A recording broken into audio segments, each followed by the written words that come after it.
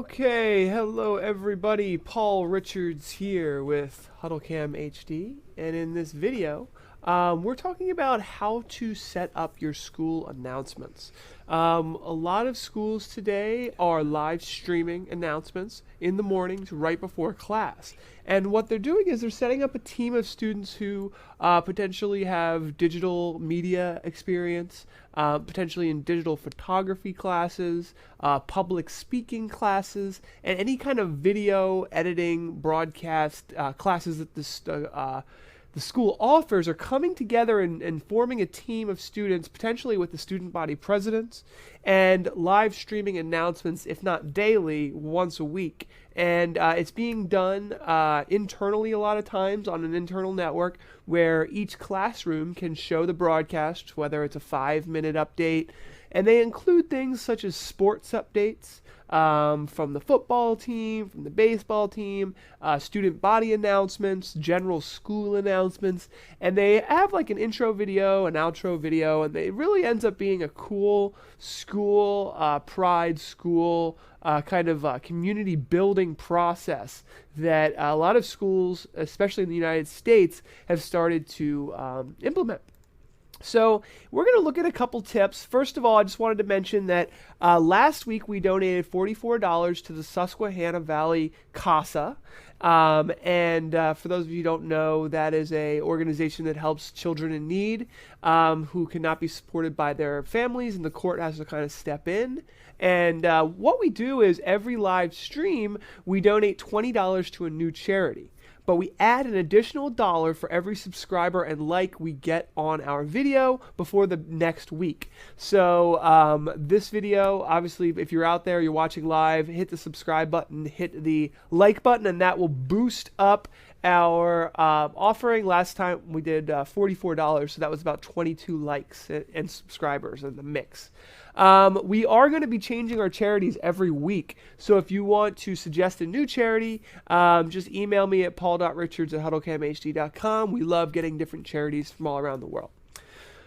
So, if you're starting a school announcement show, there's a couple different things that you should know, and you saw our intro video that we did, and that's a template that we can help you build if you're interested.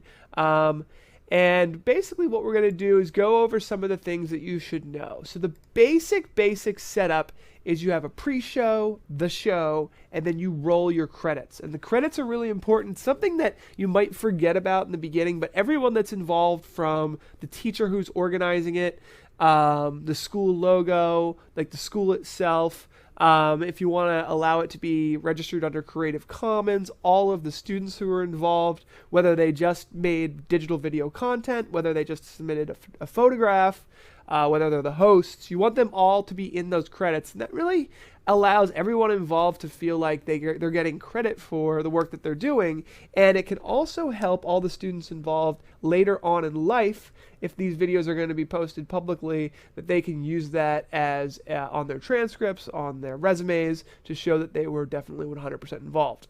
Now, one of the things that I think makes a lot of difference is having a green screen and making it look like they're in a really cool virtual set. Now, in this video, we're going to show all the different virtual sets that we have created specifically for education. And we have a Udemy course that you can actually join, you may be watching now, where we're going to actually give you guys those virtual sets to play with.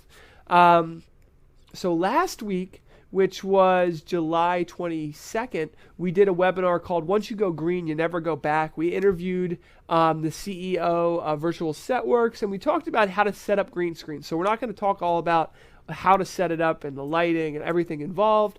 That'll be a great video you guys can go ahead and look back on to learn more. But as you can see, I'm actually in a boardroom right now. I am not in a cool looking studio. I don't have a $100,000 studio with a view of New York City in the background, so I'm sure your school doesn't either, right?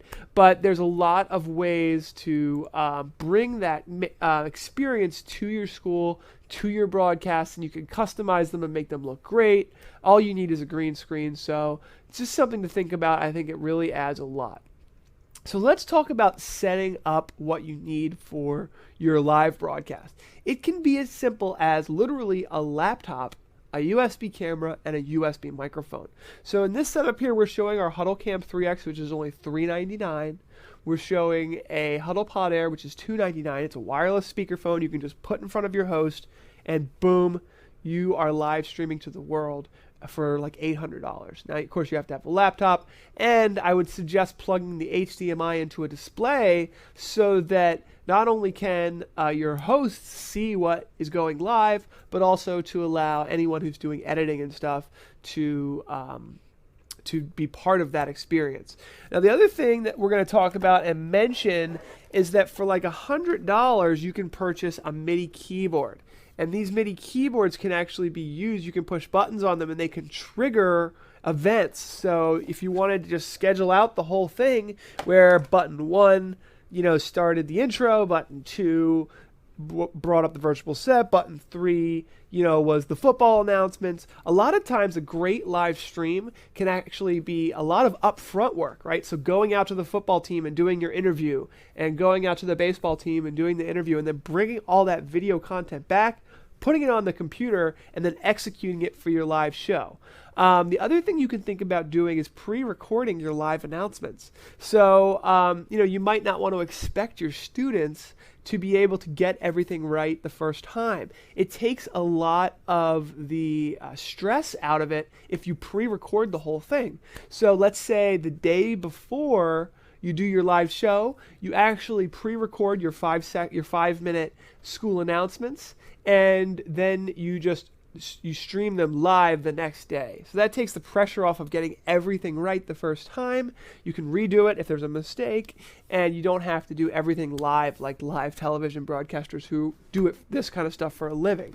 I wouldn't expect my students to do that, but that you can as they get better, and who knows? Every school is different. Here's a 10X setup here, and we're showing an Intel NUC, which is a really affordable, powerful PC that you can use to set up these types of broadcasts. A wireless keyboard and mouse. It's exactly what I'm using here to execute all my commands. I am a one-man show here. I'm executing this entire show myself. You can see there are 2 speakerphones that are going over USB 2.0. Or you could, if you have a larger space, and then that 10X camera is really kind of one of the nice entry-level cameras. It's USB 3.0, so it's future-proof. You can do 1080p 30 at really nice frame rates without compression, and really look nice and zoom in from about 20 feet away, 15, 20 feet away. The other setup we're going to show here is a 20X and a 10X. So, you can use multiple cameras. Obviously, that is really nice to do, to be able to switch back and forth from multiple cameras. It does require, a little bit more work, a little bit more operation. I actually do all my live streams with a single camera and a lot of switching and stuff. So you'll see all that during this show. The other essential tool that almost every school would probably need, it's like a $300 frame grabber. These are really essential because you basically can plug anything in HDMI there and convert it to USB and plug it into that laptop you're using for your live streaming. So a frame grabber is great for plugging in a student laptop and sharing a PowerPoint presentation, showing another computer potentially that has a video conference going on if you wanted to bring in distance learning or a teacher from around the world. We talked about this MIDI controller. Really, really easy, because the thing is, for the price of a $100 MIDI controller, I mean, these things, you can even get them for less. You can get them for $20 or $30 to simplify the student experience, so they know when they hit button 1, the intro plays, button 2, button 3, you can automate all of that stuff. And we have videos on that as well. If you're getting a little bit more advanced here, you can see what I'll do is I'm going to zoom this all the way out. You can see here that you can have multiple cameras, frame grabbers, iPads. The iPads are great. You can plug an iPad into a frame grabber and then annotate on different documents and things to make it look like a real live show, like the Weather Channel and stuff like that. Audio is a whole nother beast. I really like head-worn microphones, especially for students, because if you give them a lapel mic, Here I am over here. If you give them a lapel mic, it can ruffle a lot and it can not be angled properly. I've had a lot of problems with lapels, although they are much better than a standard speakerphone. A head-worn mic like this is really, really good. Also, you can do video conferencing, MIDI controller, and then you can output to all kinds of content delivery networks, but you're going to want to talk to, let's go back to my frame grabber slide. You're going to want to talk to your HR department, you're going to talk to your students, you're going to want to talk to everyone involved, and make sure they're okay with being broadcast to the public or added to the school's YouTube channel, because you might want to get people to sign off on that. You might want to get the president's approval, the principal's approval, before you just post anything with students online. That's just a good best practice. Just a little non-disclosure, just so that everyone knows that who's signing up for your program of setting up your school announcements knows that they're going to be, publicly put on YouTube. So it's a public world. Most students are fine with it. The new generation actually feels more comfortable talking to people on a video conference than they do talking in real life sometimes. So finally, I wanted to show off some virtual sets. So like I said, we've got some special virtual sets specifically for the education world. And here's one. I'm just going to zoom myself in just a hair because I think I'm just a little small. There we go.